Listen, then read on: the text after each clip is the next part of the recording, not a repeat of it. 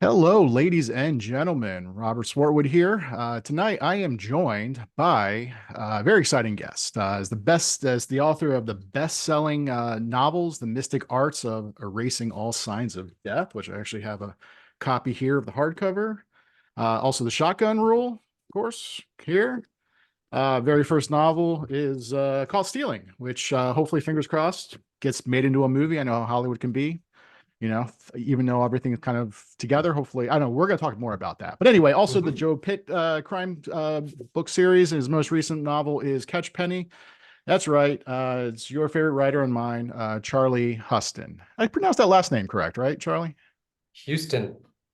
You know what's funny? I always, in my head, it was always Houston.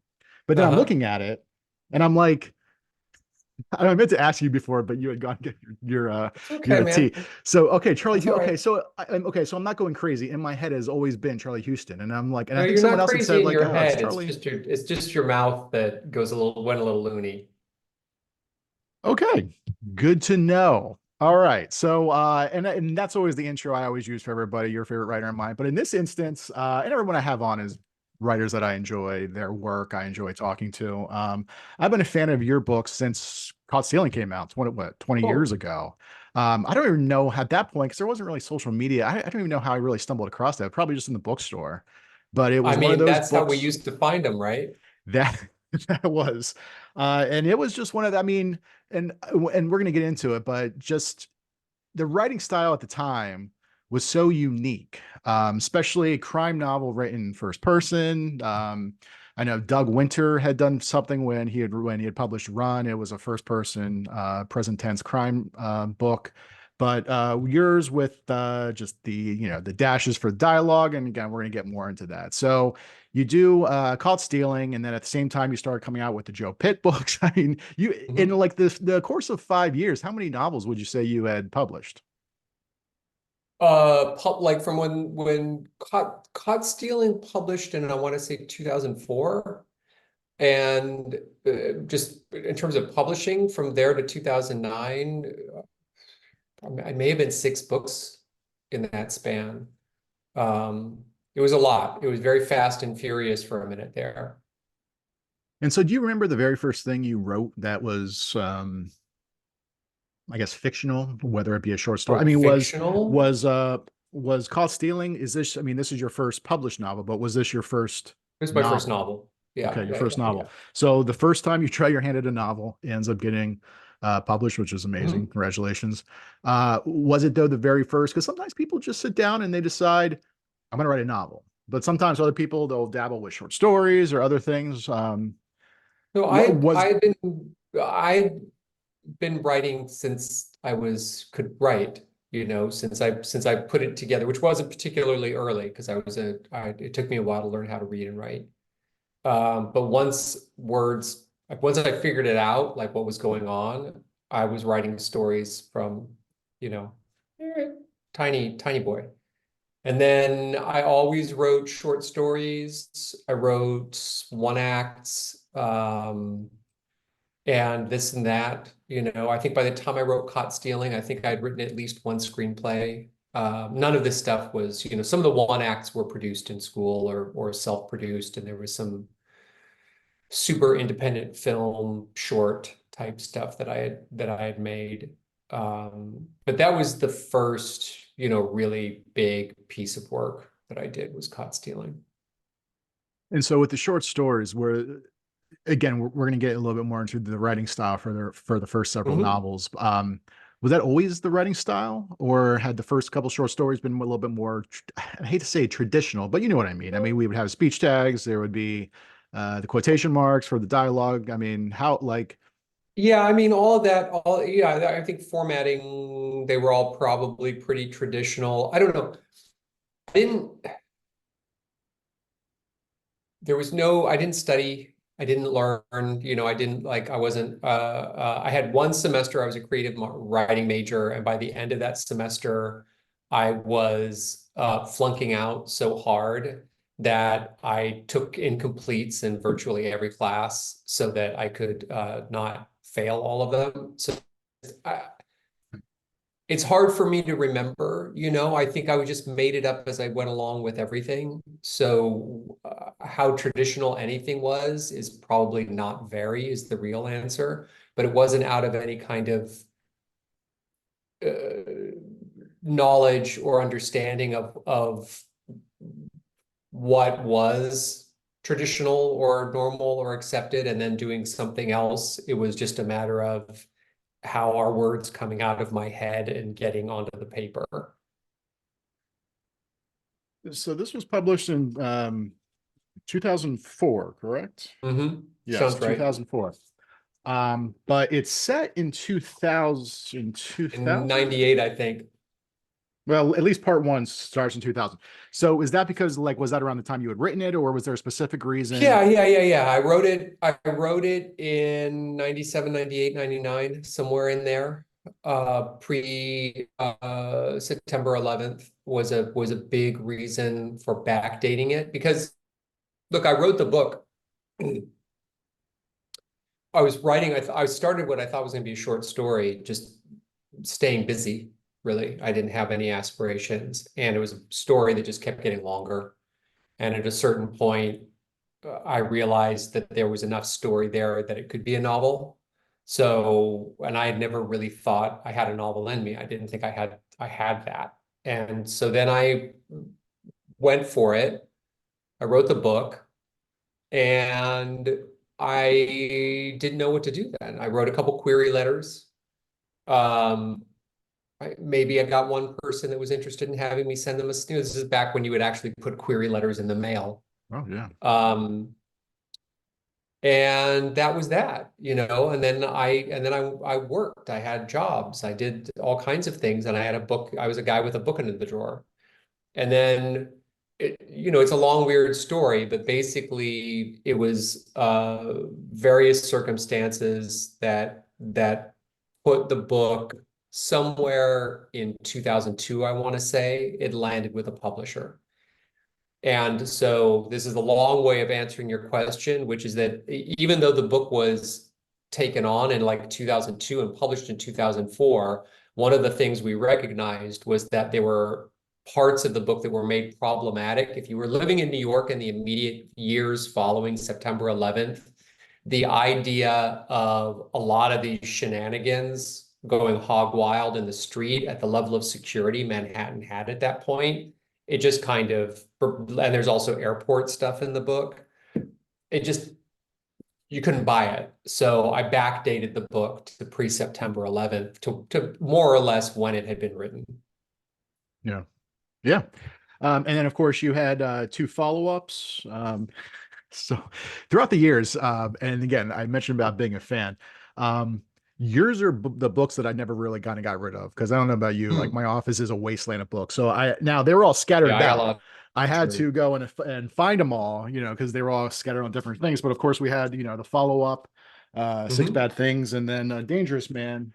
And now, I guess the fickle part about publishing, and oftentimes we talk about publishing on here for, people, there are readers who just, they enjoy reading authors. And then there are also Hmm. the writers who want to be published or who have been published. Caught Stealing came out. It was a hardcover. Hmm. The following books were in paperback. So it's Hmm. safe to assume that really probably there wasn't a huge demand, I guess, initially for Caught Well, Stealing. it was fine. It was fine Yeah. for a first novel. So inside baseball from the publishing industry. So back then, the big stick was still Barnes and Noble. It wasn't Amazon. That was right in the crease before Amazon became, the who you were beholden to effectively. Uh, but at that point, it was still Barnes and Noble, and you needed your book. You needed a large order for Barnes and Noble. You needed significant placement from Barnes and Noble, etc. So Six Bad Things was slated to be a hardcover, and I believe it was Mystery and Crime Buyer for Barnes and Noble for the North American, whole company said that if the book came out in hardcover, they would take this many copies. If the book came out as a trade paperback, they'd take this many copies. And it was just as far as my publisher was concerned, it was a fait accompli. Because as we were talking about back then, the way you found a book was you walked into a fucking bookstore, and the way you differentiated was you walked into a bookstore and you saw books that were piled up on the tables out front or had cover facing position. All that real estate cost money back in the day. I'm sure it still does, but it's a different economy. But back then, publishers paid to have their books front and center in Barnes and Noble. So that's the story there. My publisher was all set to bring it out as a hardcover, and that's the deal that I had. But Barnes and Noble said they weren't going to take more than a handful if it was because she effectively thought she understood the market better and that she could sell more books in a trade paperback. And look, I'm sure I mean, the truth is nobody understands the fucking publishing market. This is a long time ago. And even at the time, it wasn't that bitter a pill to swallow. Actually, that's not true. I think it was a pretty bitter pill to swallow. But it was just kind of like one of those things where they could do it, so they did it. Yeah. I mean, And it's a we had to business. just kind of go along. Well, I mean, I guess the plus side of having this come out as a trade paperback was, if I remember correctly, this was nominated for an Edgar, correct? Yeah, both. I think both of them were. But I think Caught Stealing got a best first, and I For a think first Six Bad novel. Things got a trade paperback nomination. And at what point did you get on Stephen King's radar? Was it with the first book, the first couple? It was fairly early on, and it was the way I found out about it was, this was blogging days. And I think somebody just dropped me a line through my blog and was like, "Hey, pretty cool, Stephen King." And I was like, "What's that?" And they had sent a link or something, and I hit the link, and King was being interviewed somewhere for something, and they asked him what he was reading. And he said just these amazing things about Caught Stealing. And it was a couple of years in, because I think by then, I think the whole trilogy was out by then. So it was probably like 2006, 2007, somewhere around there. Yeah. Uh, uh, but he said really nice things about the books. And I can remember, I don't think I've ever been as kind of starstruck, bowled over in my life. I mean, literally, when I was reading what he had said in this interview, my heart rate went up and I got short of breath. I don't like, it's not that I'm all Mr. Smoother stuff with famous people, but I don't normally get like that. But he was such an idol, he had such a huge influence on me as a kid, his books meant so much to me. And I just remember being completely just astonished and overwhelmed. I'm pretty sure I teared up pretty good there on that one. Yeah, absolutely. I mean, I would say for most writers, just having praise from King would be amazing. Yeah. Now, on top of that, this book then gets name checked in a short story, correct? If I remember correctly, or am I dreaming this? Man, you may know better than I do. I don't I know had this this story. weird, I had Did this you do weird that? memory about when it comes to I don't watch real sports, I'm not one of these people that follow, the 99 Dodger, you know what I mean? Or say for me, it's just it comes down to publishing books and certain stuff Yeah. and certain writers that I follow. I remember yeah, I could have sworn that there was the name checked because I think I remember reading it on your this was back when you had the Pulp Noir or the Pulp Pulp Noir. Noir Yeah, that was my blog. Yeah, blog. yeah. I And I mean, remember I think look, you putting it in there. my memory is Well, anyway, Swiss it cheese. happened. I'm pretty sure it happened. I'm pretty sure it I happened. like it. So Now I'm that gonna was go in pretty the amazing. Wayback Machine and see if I can find something. I believe it was an Esquire store, or it was published in Esquire, but I think it's something about a gingerbread man, or it was about a This is killer. starting to ring bells. Now this is Yeah. starting to, And it to was just sound like basically about a something. woman who she had I think she had the book on her nightstand, but it was just mentioned. And you Yeah, yeah, yourself was not mentioned, but it was the title. And at that yeah, time, in fact, I don't think there's ever been any other book called this. So it was clearly yeah, yeah, yours. yeah. And then of course we have these great books. So because we are, a little bit pressed on time, I don't want to kind of go into too much, but I had read, I believe it was an interview recently where you had talked about the Joe Pitt books, where the reason these came out at the same time was you kind of, I don't know if this would happen in publishing nowadays, but you kind of had this little sweet deal where, you had sold Caught Stealing. And then, of course, it takes a year or two before that book comes out. And you Mhm. had Already Dead more or less in a drawer. And you were looking to maybe sell that elsewhere. And then Ballantine, well, I guess for Del Rey, had picked it up. And then so you were publishing these, these crime novels at the same time you had Mhm. these other books coming out. Um, if I remember correctly, though, when you had sold that, you had created a Bible. Essentially, like you had an idea that you wanted to do so many other books. Was that correct? Yeah, the deal was very much as you described. I was in the crease between when I had written Six Bad Things and Caught Stealing had not yet come out, and I was going back to work, tending bar, waiting tables, and I was trying not to. And I had a chunk of Already Dead, and my agent had told me that if I wanted to publish something else, it needed to be in a different genre. It needed to be not crime. And when I took the sample as a courtesy call, we took the sample to my editor at Ballantine, assuming he'd pass, and then he just completely, made my day by saying he wanted to do it. But in order to sell it in-house, they needed a Bible. So yeah, I did a Bible. It was more of a world Bible and a character Bible. I didn't map out the story. And at the time, I originally conceived this as one of those I thought this will be one of those eternally, continuous, you Yeah. know, Mac Bolan the Destroyer kind of, series that I'll just write a bazillion of these because why not? Because at the time it seemed like I can do this all day and all night. But the truth was after the third book, I knew that I needed to wrap it up.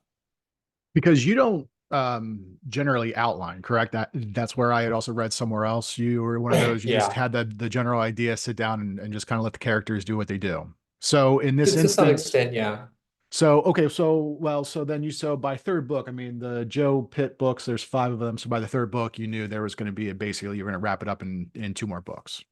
Pretty much. I mean, I had a sense by then, somewhere in those first three books, I kind of knew the shape of the end of the series. And um and I knew, I knew that I could not be the guy I wanted to be. I knew that I couldn't just like produce some kind of small vampire cash cow for Yeah. eternity. So I needed to figure out how the story was going to end. And I started around the end of the third book. I started pointing it in that direction. I knew where I was going. And certainly when I was writing the fourth book, I knew that I was writing toward the end of the fifth book was my actual goal there. And I keep bouncing back and forth here, but then Yeah, going back to Caught Stealing and the other books, when you wrote Caught Stealing, that did you have any intentions that there would be any future books? not at the time. When I wrote it, I played with two different endings. One is the ending that's in the book. I don't. It's a trilogy, so it's not a spoiler to say that the end of the book is open. But when I wrote that, it was.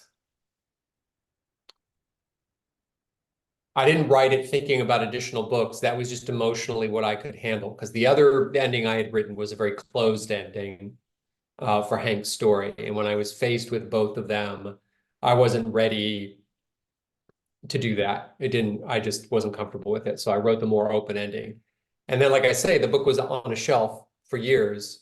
When we found my editor, Mark Tavani rather, at Ballantine, Mark wanted a sequel when he bought Caught Stealing. He said, "I want this, but then I also want a sequel."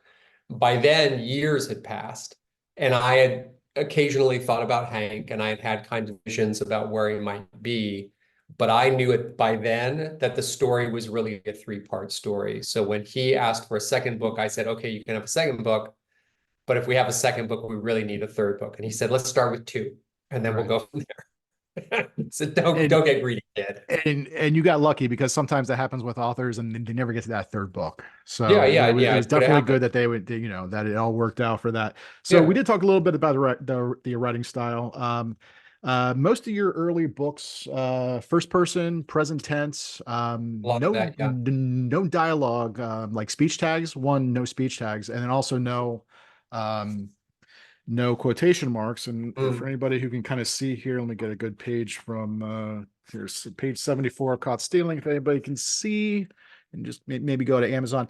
Anyway, you have basically dashes. There are yeah, times where dash. sometimes I mentioned, Douglas E. Winter. He had published Run. That had no quotation marks. I remember him talking at the time. The reason he had done that is because he felt in a way that kind of slowed down the reader as they were going there, because the eye goes to quotation marks, and he just wanted to kind of bypass that. So for you, you have these little dash things which were unique, especially at the time. I mean, not many writers do that. Specifically, how'd that come about?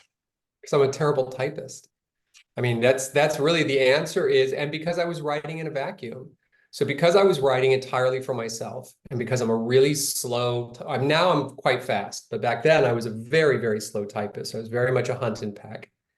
And coordinating my fingers to hit shift and quotation marks was laborious. And but I wanted to put something on the page. I really liked the way in Cormac McCarthy, the dialogue just spills down the page. But I did find that because he gives you no indicators, like nothing, that there would be times where I'd be, well into a page and I'd realize, okay, I've lost the thread. I don't know who's talking or even if someone is talking. And I'd have to go back up and I'd have to start at the top of the page and reassemble the conversation, which is fine. So it was a combination of really slow typist, but wanting there to be something for my eye. And then as far as speech tags, he said, she said, all of that just always like it it felt burdensome at the time. I didn't know how to use it so that it didn't interfere. It felt clunky to me when I tried to do it myself. So again, I was in a vacuum. And then when I sold the book, I assumed that that would be one of the very first things that my editor would ask for would be, okay, we got to get rid of these dashes and put in some quotation marks and some speech tags. And that he'd ask for something much more traditional. And he was like, oh no, I like this. Um, and then I rolled with it then it was a conceit that I needed to roll with through the trilogy. And when I was working on Joe Pitt, I'd been doing the same thing because it was around the same time when I first started Already Dead. And so we rolled with that, same editor, we rolled with that through those books and maybe Shotgun Rule as well. Yeah, And then I think it if I was remember correctly, Sleepless? Who I believe was the first. Does Mystic Mystic Arts Arts not has dashes. as well? Okay, so I guess Yeah. it was Sleepless was the first place. And I think by the time I got to Sleepless, there was a combination of things. One was I was a better typist by then. The other was that the one other thing was that I was trying to write a bigger book that even though it was dark and weird, I was hoping might find a larger audience. So I was also like, well, maybe I need to be a little bit more traditional here with my formatting. And the other was that the book felt, because it was a more traditional third person, I knew I wanted to do third person narrative. I knew I wanted to do multiple points of view. I had two protagonists, or a protagonist and an antagonist. I felt like I wanted to do something that was more traditional in how it looked on the page and how it felt as a book. And then once I did it, it once I did it with Sleepless, the whole idea of returning to the M dashes after that with another book, then it just started really feeling like an affectation, like to continue with it was, to cling to something that was unnecessary. It felt like it had run its course. Yeah, so my theory had always been that you were trying to expand your, as most readers do, they want to expand their audience and gain a Mm, larger readership. And I always felt that as much as me as a reader and also as a writer, I loved your writing style with the first, half dozen books or whatever else it was. mhm. I could see, the normal reader who picks up a book here and there, picks up a Patterson, a Grisham, a King, they would be intimidated or put off by that writing style because it's it's something that they don't see often. And so Mm. that had always been kind of my theory why that you started making that a little bit it became more of maybe more of like a little bit more business minded as opposed to more of like reaching Yeah, the larger audience. there was definitely I mean, I already said it, it Yeah, was definitely in some part of what was in my head was that part of it was just a matter of what felt appropriate to the kind of story I wanted to tell. And, also, man, part of it is just like, I don't want to write the same thing the same way. yeah, Part of it is just, by then, what are we saying here? We're saying 8, 9, 10 books, where that had largely been first person present tense with that format style for the dialogue. I mean, that's a lot of fucking books. yeah, So there's a certain amount of just being ready to do something else and yeah. try something that I hadn't done. And so when did you start having like film TV interest? Was it with Caught Stealing or? Oh yeah, I've been caught stealing actually was optioned for film before there was any vague interest in it for publishing. The unpublished manuscript, I had a film and TV agent before I had a publishing agent. So the first thing that happened was Caught Stealing was optioned for a movie. And then it may have been 2 years after that that the publishing deal emerged. It was a good long time. And Caught Stealing has been, uh, you know, most of the books at this point have been optioned at some point or another for film or for TV, Right. uh, and developed to more or less levels of success. Well, specifically with Caught Stealing, I know there was the Deadline article. I'm sure there were other articles Mhm. about the being turned into a movie. I mean, you got a great actor attached right now, Austin Mhm. Butler, Darren Aronofsky. How Mhm. can you talk a little bit about just how that? I mean, out of all the directors, I mean, Darren Aronofsky. I mean, that's Yeah, amazing. it's pretty cool. So Darren read the book a long time ago, and he and I met. We were doing the math. He and I met like 16 years ago, something like that. So around 2008-ish is what we were trying to remember. And he had read the book and liked the book. There was some simpatico territory. He and I are about the same age. We were both hanging out in the East Village in the 90s. He's a New York native, so there's a lot of New York vibe that he gets and likes, but specifically that neighborhood in that era, and he just dug it. So we talked about the book. He had some interest in developing it together, and I was working on a pilot based on Mystic Arts of Erasing All Signs of Death at the same time. So I was With already Alan adapting. Ball, which, With by the Alan way, Ball. I Yeah. still can't believe having come off of 6 Feet Under, HBO did not. I was very excited when I remember hearing that they were Well, going to like turn that into a TV show, and then all of a sudden it was like, oh, they didn't pick it up. I was like, what the fuck? Like, well, that may what's that give you an about? indication of how good a job we did with the pilot. Well, I don't know. HBO, I don't know. There- This There's stuff lots of happens.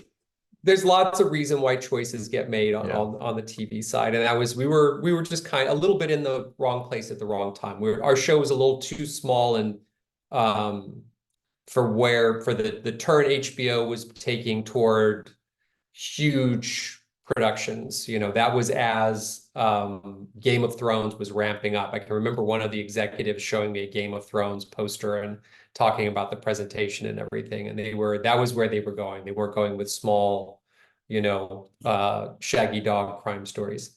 But so Darren and I talked. I was doing other things, and then that was it. Um, And then over the years, caught stealing was it was optioned and by other people, and I had a lot of development interest and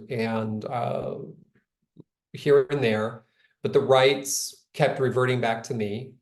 And at a certain point, I was like, this is dumb. I'm just going to write the screenplay myself, and then I'll have it in a drawer. And then if anybody comes interested in these rights, then I'll have the screenplay and I'll say, okay, we're going to talk about the option on the rights. You have to talk about the option on the screenplay. And there it sat, in the drawer as things happened here and there. And then not last year, but the year before, so 2020, fall of 2022, I was I was taking inventory in a lot of ways, but also very literal inventory of my desk and what I had, what material I had, unpublished, unproduced, undeveloped. And I found that screenplay and I read it and I was like, oh, I did okay. So I tuned it up and thought about who I would want to have read it if I could have anybody read it. And I was like, well, shit. So I was able to get it to Darren, and that was basically it. He very graciously read it quickly, got back to me quickly. We had some good conversations right away. We were very simpatico about what we wanted, which was to keep it between us and develop it ourselves and not try to get anybody else involved in it. That we wanted to, Darren wanted, a maximum control. And I wanted him to have that because I figured that's the best way to make the best movie and also just period, get the movie made. And that was it. I mean, we just had a good click. We worked together well creatively. And we came up, it took us about a year to get a draft that felt really solid and ready for prime time. And then he knew that Austin Butler was somebody he really thought would be terrific for it. And I agreed. So he, got in touch and Austin was great. He read it quickly, really responded to the script and dug it. And then we were in business. It's hard. Like once those two guys were teamed up, we were in a really good position. And people seem to like the script. And so we're making a movie, man. So I don't want to spend too much more time on this, but how closely does this fit? Like essentially is this, and again, maybe spoilers, so maybe we Yeah. don't want to talk about it, but is this something where it could potentially lead into another, a sequel, or is it more or less like Yes. people are going to be very happy? Okay. All right. Very Yes. good. All right. And then Everybody so would be delighted to have a sequel. great, perfect. So we probably don't have enough time to really get into your comic work, but I will say that when I mentioned to Brian Keene the other week that we were going to be chatting, he was like, ask Charlie when he's going to start writing comics again. Because I guess he was really a fan of all of your stuff. So I don't know. Is there any, are you like, is that something that you might dip into again?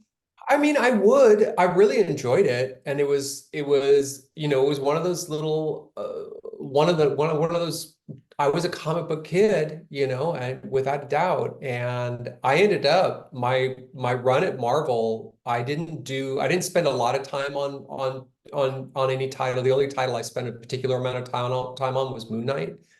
But I got to write at least an issue of just about all of my top 10, characters of all time. Like I really got to ring the bell on all these characters that I adored at Marvel. And I enjoyed the work. It's very technical. And I dug that. And it is simultaneously technical and just complete like id.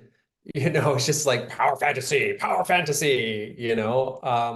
So yeah, I would do it again in a heartbeat. I just don't know when or how or what. There's Yeah. no particular thing on my agenda. All right, so let's get to Catchpenny, your most Sure. recent novel, your first novel in 11 years. Skinner came Wait a out, I minute, yeah. believe, 2013. Because actually, as I looked at you up on social media, as far as I can tell, the only social media you have currently is Facebook, or at least that's public. That's not me. No, that's not you. It's the That's not me. I don't publisher. know. I don't know. I have no social media, public, private, or otherwise. Well, Whoever somebody's is, been posting because they were posting about Catchpenny on a Facebook page. I think Charlie Huston authored or on Facebook, but basically the last link had been for a Skinner. I think it was a CNN article about Skinner, and then that was of course like 11 years ago. So you yeah, had talked about being in working in film, TV here and there. yeah. Um, I mean, I don't want to spend again too much time on this, but 11 years, quite a, I mean, it's quite a chasm of time. And I know that from what I read, this had started out as, I believe, a TV pilot, or you had an Hmm. idea of a Yeah. TV thing, and then you eventually it wasn't working out. You adapted it in here. Were you working on other books at the time? I mean, can you Yeah, tell us like yeah. what There was the were reason? I mean, the essence of the reason was of what happened was the door got open for TV. I did not intend to go through the door. I intended to take advantage of the fact that somebody let me put my foot in the door wide enough for some money to be passed to me. And my intention was to take that money and then remove my foot and walk away. But once my foot was in there, my managers were like, "What do you mean pull the full foot out? People work their whole lives to get that foot there." I'm gonna like beat that metaphor way into the ground. Um, and I liked it. I liked the work. Um, it was nice to be working with people, after spending some years and years working, writing novels by myself. So basically, I went down that road, and it's a really time-consuming road. And um, it's a difficult way to make a living, but when you're making a living on the TV side, doing development, which is really what I did. I didn't work in too many writers' rooms or anything like that. Mostly what I did was pitch, sell, and write pilots that didn't get made is like 90% of my TV career, I would say.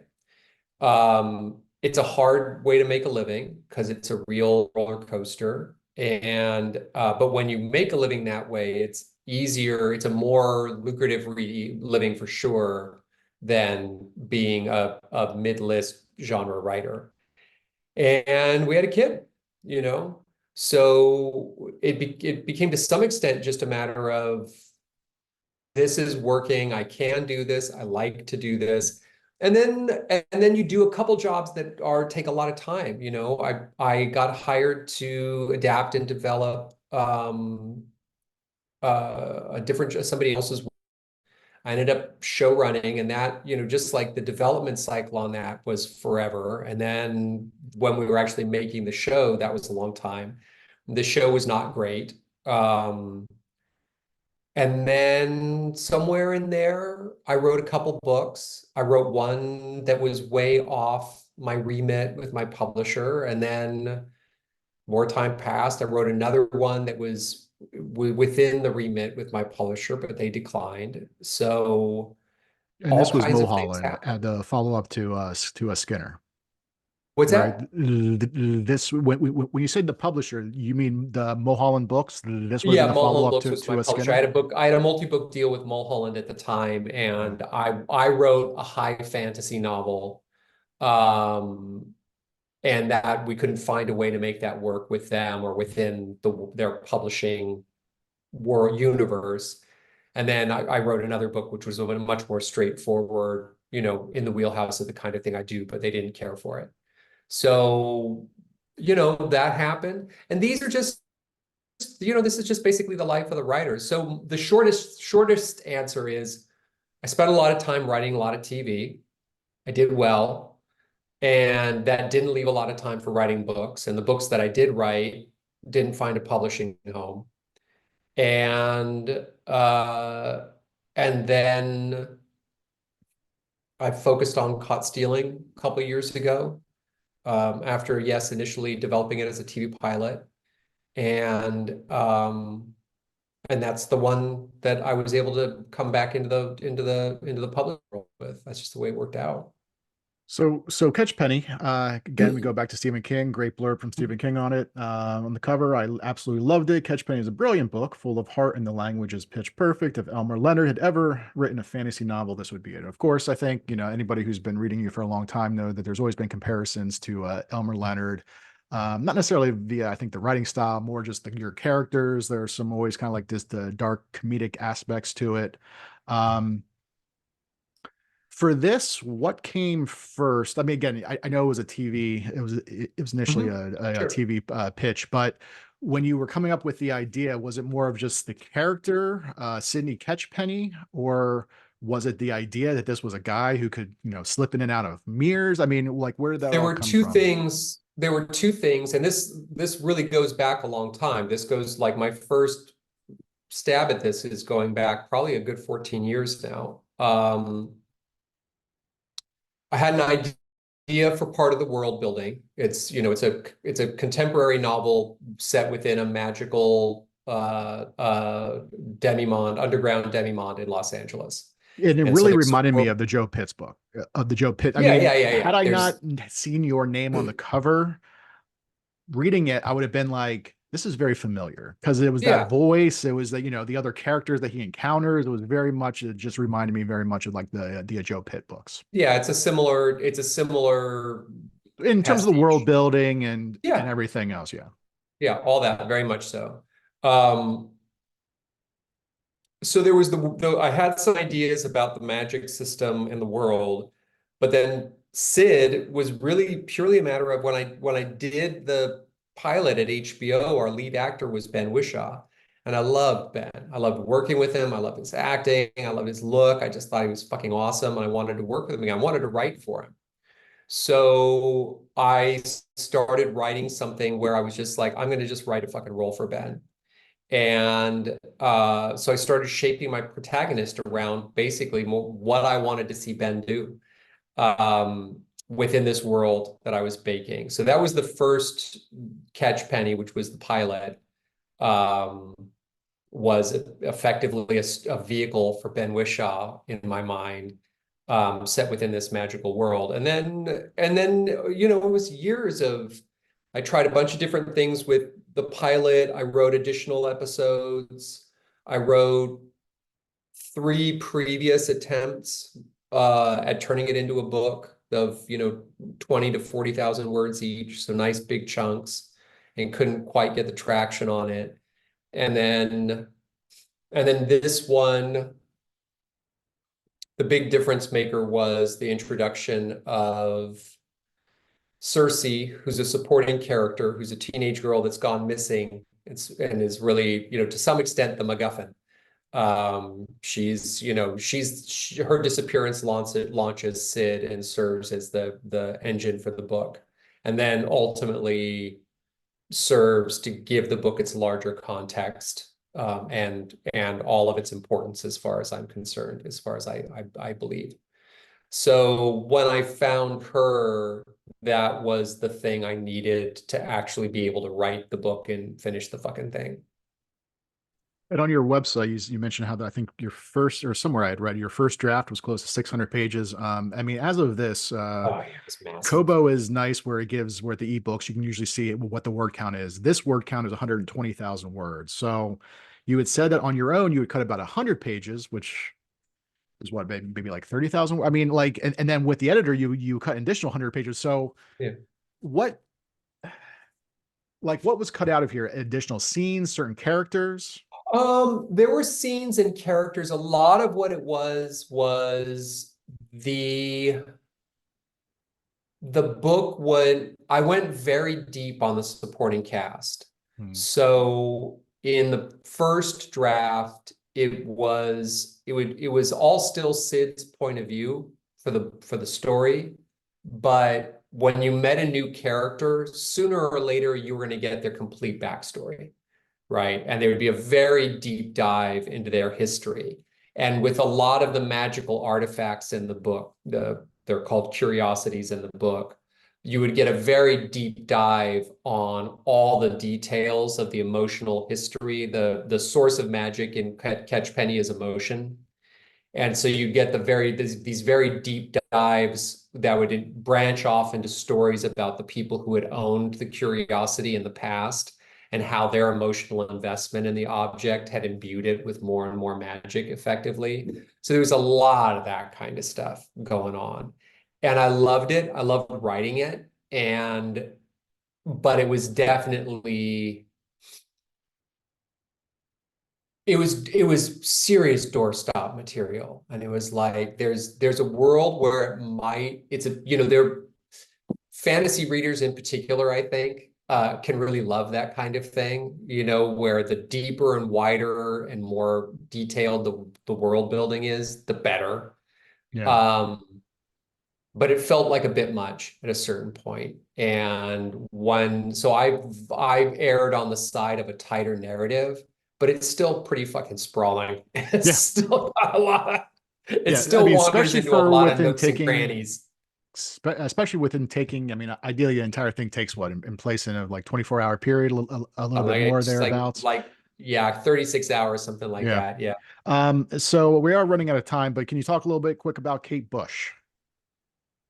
Yeah. I mean, do you want the story on running up Well, that again, hill? I know that we don't have that much time, but I think people should go to your That's website okay. and read about it. But I know you talked about initially, you really had to change some stuff in here Yeah, okay. Yeah, from no, what no, you no. I had. can tell that story. I can tell that story. So I'm a Kate Bush fan, and I'm a specific fan of her album Hounds of Love.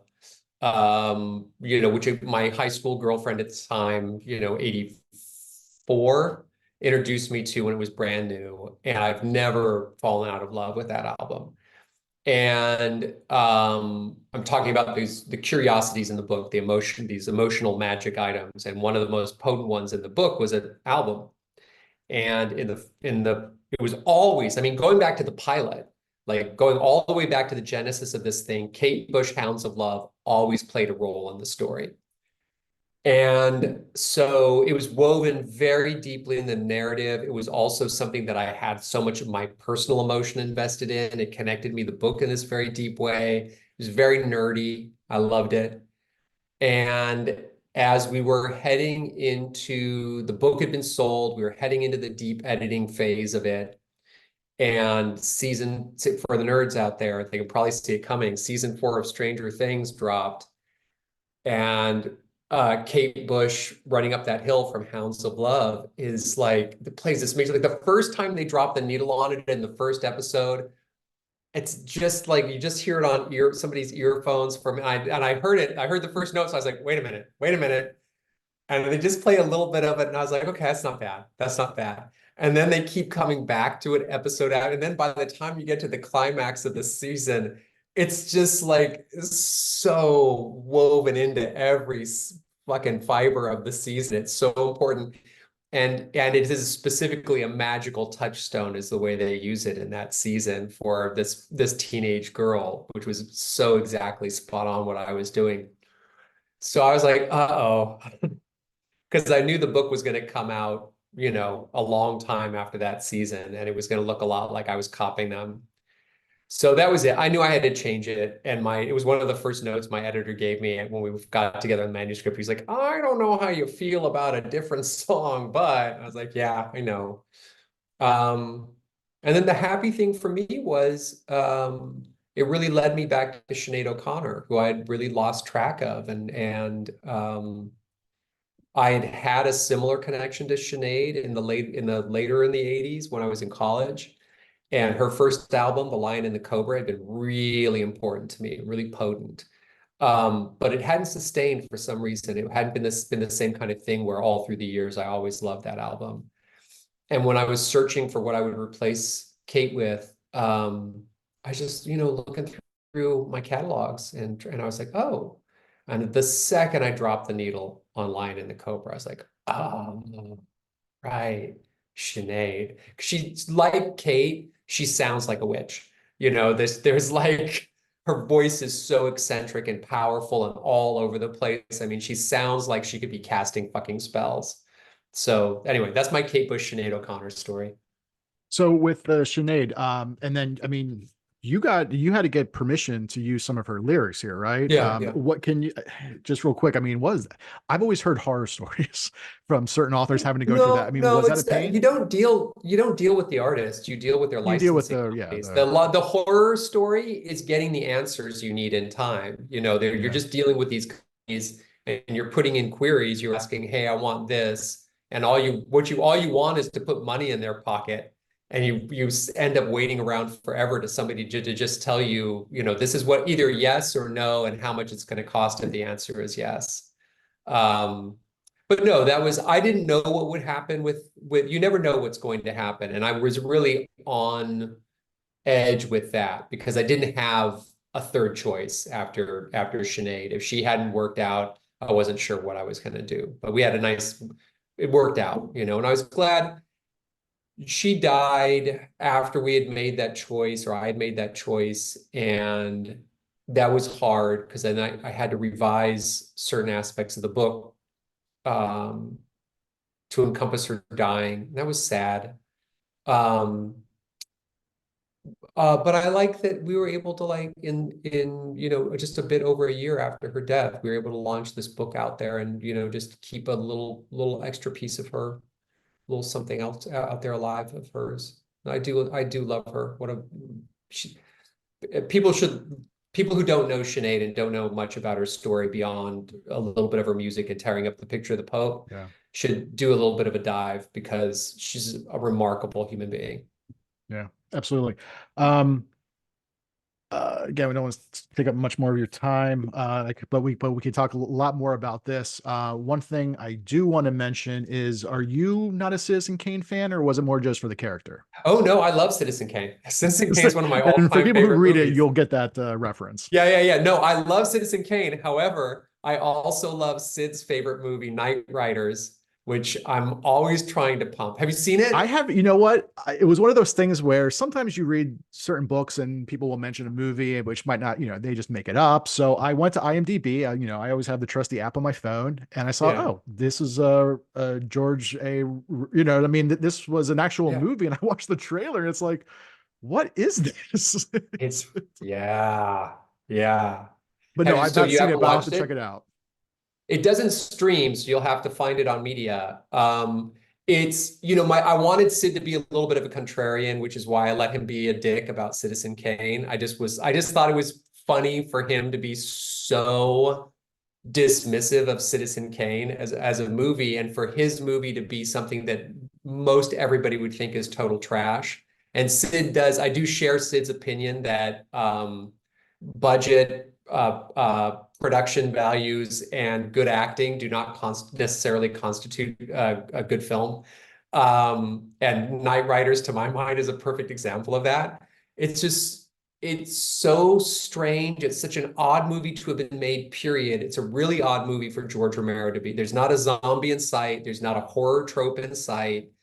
It is this combination, and it's one of Ed Harris's two or three first movies, for God's sakes.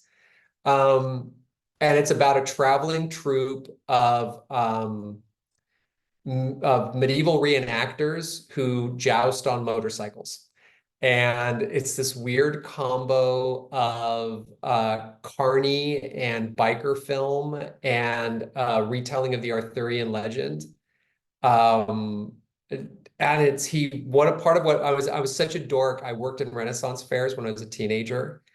And obviously I'm a huge Dungeons and Dragons nerd from back in the day. And one of the things I love about that movie is how honestly he and accurately he captured that vibe. If you've ever been a deep part of a subculture, particularly a performative subculture, theater, Ren fairs, cosplay, hardcore D&D, anything like that, you'll recognize how well he's captured the vibe within that kind of world of people who share a fantasy that they transplant into the world. Um, anyway, yeah, I'm geeking out on this Yeah, dorky, no, dorky no, movie. that's great. So you mentioned that you don't really outline. So Mm. starting in this though, did you have kind of, and I always go back to the Harlan Coben, he kind of knows it's like a cross country trip. He knows where he basically knows where he's going to end up, where he wants to go. He kind of knows kind of where, what the ending might be, what happens Yeah, along the way. So for you, I mean, obviously I don't want to go into spoilers, but there are certain things here, and it's a running theme where, you know, things are connected, things are not connected. So in a lot of things here, you know, a lot of stuff is connected. Did you have like a lot of idea how this was going to end? You know, like all these twists on what we thought was going to happen and then what did I happen? I think I knew I was doing a Shaggy Dog noir kind of vibe. I knew I wanted to go back to that, you know, Yeah. that you talked about Joe Pitt, and I wanted to revisit that kind of a vibe. I knew I knew some nooks and crannies of the world really intimately because they had been there through all the TV drafts and through the previous versions of the book that I had tried. Then there was a lot of stuff in the book that also came out of. So I mentioned I wrote a high fantasy novel that I couldn't get published. There's an online fantasy role-playing game in the novel called Gyre. And the world of Gyre, as described in Catchpenny, is actually the fantasy world from my unpublished fantasy novel. I Oh, transplanted it in there. And there's a lot of stuff like that where there were a lot of things where I didn't say to myself, I'm gonna recycle all this shit. But there were a yeah. lot of things that I loved that I'd written over the previous 10 years without quite making them work on their own as their own thing that somehow really fell into this book. And part of that was because I really approached the book with the spirit of I'm writing things that I love. I'm writing this book to write the type of story I just enjoy writing, and I'm just going to let it be itself and not question it too much. And so when there were opportunities for me to pull in things that I had written that I loved that I hadn't been able to use, I was like, fuck yeah. And I just kind of went with it. But as I said before, the real keystone for everything was Cersei, was finding that character. And everything else would have just been noise and incident and funny asides if I hadn't found Cersei, if I hadn't somewhere in the first third of writing the book, she moved from I knew she was significant. I didn't know when I started writing the book how significant she was. Mm. And somewhere in the first third of the book is when I realized just how important she was to everything. But even then, I kept uncovering more and more about her and how she linked to everything. So there was a lot of, there'd been so much prep though, man. I mean, it was like I said, I think it was like 14 years of diddling with that story off and on. So there was a lot of track had been laid, a lot of thought had gone into things. So it's hard to, I don't sit down and outline on a piece of paper, but there was a lot of stuff already like roiling around in my brain, waiting for an organizing principle that it could kind of gather Yeah. it together. And again, we don't really have that much more time, but people should go read your on your website, your blog. You do talk about how basically like just your sobriety and how Mhm. you wrote this in a different state of mind and as opposed to when you were editing it. So yeah, no, it's a great book. Halfway through, I was even thinking like, oh, this could be a series, kind of like the Joe Pitt stuff. But then honestly, when I got to the end, I'm thinking like, I don't know. I mean, what's the plan? Like, I think this works as a, you know, it's great as a standalone. It's just like I could just see it like Yeah. the way it just ends. It's like it leaves that open where you could go into it, but at the same time, as a reader, I'm thinking like, oh no, it's you know what I mean. Like you leave that what his plan is. Then, I mean, are there plans I for another think book? that I think that if I were to go back, I would revisit the world. And if Sid appeared in another book, that he would appear as a supporting character. And Okay, that we might hear what happened with Sid next, but we would hear it through, from him, but in a story told from somebody else's point of view. I think I'm more interested if I explore that world. Sid went on his journey. What was important about his emotional journey and his growth journey, he didn't arrive at a destination. He arrives at a point where something might change for him, you know. right. Um, but that was as far as I'm concerned, that was the important part. I don't necessarily need to go, down the rest of that road with him. I'd be much more interested in taking another character who has their own journey of figuring their shit out, Yeah. and within that world. Yeah, because this book is primarily written in first person. The prologue, you do something. Did you ever read Ghost Man by Roger No, Hodges? It came no, out a should long I? time ago. Oh yeah, no, it was a great book. He unfortunately only written two books because he had died young, but Oh gosh. it was very similar where the book is written in first person, but the prologue is essentially third Yeah. person until we get to that very last line when you Oh wow. realize. So it was very similar, kind of reminded me like that. And I mean, it's been, I've seen it done before, but like going into it again, the prologue, we have it about Cersei and it's kind of more of like Yeah. a third person. Then we realize, oh, no, this is being told by Yeah. Sid. So it was very clever how you had done that. So, all right, you were very generous with your time, Charlie, Yeah. and especially just doing this in general. It was really great to talk. Like I said, I've been a fan for a very long time. Everyone, go the new novel is Catchpenny. And then I'll go back through all of Charlie's backlist. Of course, Caught Stealing before the movie comes out. It's available as an Mhm. ebook, as paperback. You might even be able to find the hardcover. Real Out quick, there. do you know do you have another book that's coming out like with the publisher with a two-book deal? There's I mean, no, what's I'm right now I'm figuring out what I want it to be. I'm still working on the screenplay. The screenplays get worked on yeah, until and beyond when cameras roll. So that's really my full-time job is continuing to work on that and making sure that we're ready on day one with everything we want, and then contributing as much as I can, but it still leaves a fair amount of time. So the long short answer is I got a couple ideas. I'm excited to be working on something now. I don't know exactly what it is yet. I think it's some kind of a ghost story. That seems to be where my head is headed. whatever it is, I definitely look forward to it. So again, All right, man. Charlie Houston, get it right. Again, longest time that's what in my head was, and I was like, no, that can't be right. There's no anyway. All right, Charlie. Again, thanks so much for your time. Everyone, go check out his books, and we'll see you next time. Bye.